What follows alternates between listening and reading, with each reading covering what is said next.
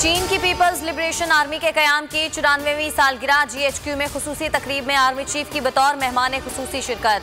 चीनी सफीर और दिफाई अताशी भी शरीक हुए। आर्मी चीफ ने कहा कि पाकिस्तान और चीन के मुनफरिद और इंतहाई करीबी ताल्लुकात हैं। दिफा, सिक्योरिटी और नेशन बिल्डिंग में PLA की क़यादत को भी सराहा। पंजाब के तमाम सरकारी और निजी स्कूल 2 अगस्त से खोल दिए जाएंगे। एक दिन में 50% तलबा को स्कूल बुलाने की इजाजत होगी। वज़ीर तालीम मुराद रास का ट्वीट, कहा कोरोना SOPs पर सख्ती से अमल दरामद कराया जाएगा। SOPs की खिलाफ वर्जी पर सख्त कार्रवाई की जाएगी। आज़ाद कश्मीर के बाद सुनामी ने सिंध का रुख कर लिया। तहरीक इंसाफ का सिंध प्लान तैयार। वज़ीर आज़म ने 4 अगस्त को पार्टी क़यादत का बड़ा इजलास तलब कर लिया। दौरे से पहले विफाकी वज़रा को सियासी अखाड़े में उतारने का फैसला। 7 अगस्त को बदीन जलसे से असद उमर, 8 अगस्त को मिट्टी जलसे से शाह महमूद कुरैशी खिताब करेंगे। कराची को बचाना है तो तहरीक इंसाफ को भगाना है। कराची में MQM के दहशतगर्द खत्म हो चुके। तहरीक इंसाफ की शक्ल में एक नई MQM आ गई है। मुल्क में किसी भी वक्त आम इंतखाबात हो सकते हैं, कारकुन तैयारी करें। बिलावल भुट्टो जरदारी का कराची में पार्टी ओहदेदारों से खिताब, कहा PTI हुकूमत को घर भेजने में जियालों का किरदार होगा।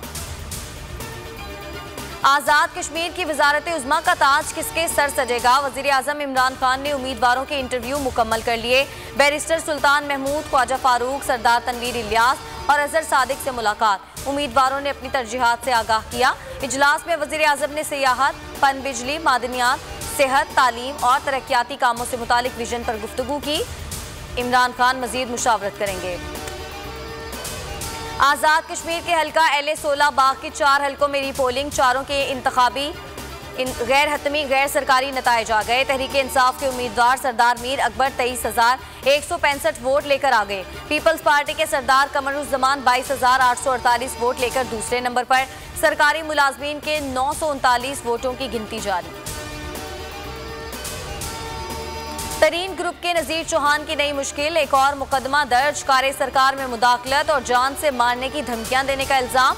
शहजाद अकबर कहते हैं नज़ीर चौहान ने कादियानी होने का इल्जाम लगाया। मेरी और मेरे खानदान की जान को खतरे में डाला गया।